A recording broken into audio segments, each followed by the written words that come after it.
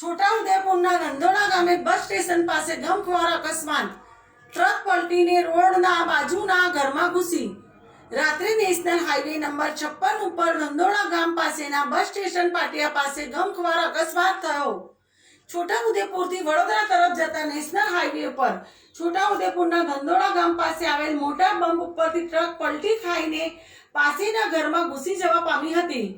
Highway ઉપર મોટા પ્રમાણમાં ટ્રાફિક સમસ્યા હોય આજકાલ ખૂબ જ મોટી સંખ્યાના અકસ્માતો થઈ રહ્યા છે. ગંધોડા પાટિયા પાસે અકસ્માત નિવારણથી મોટો બમ્પ મૂકેલો છે, પરંતુ આ બમ્પ વારંવાર જાનલેવા સાબિત થઈ રહ્યો છે. ગત રોજ ટ્રક GJ12BY5317 ગંધોડા પાટિયાના બમ્પ ઉપરથી એક પલટી ખાઈ ગઈ હતી અને તે હાઈવેની બાજુમાં આવેલા ઘરના આંગણામાં અને ઘરમાં ઘૂસી ગઈ હતી અને ધડાકો સંભળાતા મધરાતથી ઘરના અને આજુબાજુના ગ્રામજનો ગભરાઈ ગયા હતા. ટ્રક પલટીને પડવાથી આંગણામાં બાંધેલ 2 બળદ અને એક ગાય ઉપર પલટી ખાતા સદંતર પશુઓ દબાઈ જવા પામ્યા હતા અને મોતને ભેટ્યા હતા. ટ્રક પલટી ખાવાના કારણે ઘરને પણ ભારે નુકસાન થવા પામ્યું હતું તેવા અહેવાલ મળી રહ્યા છે. Bureau report Natwarbhai Parmar, Chhota Udepur.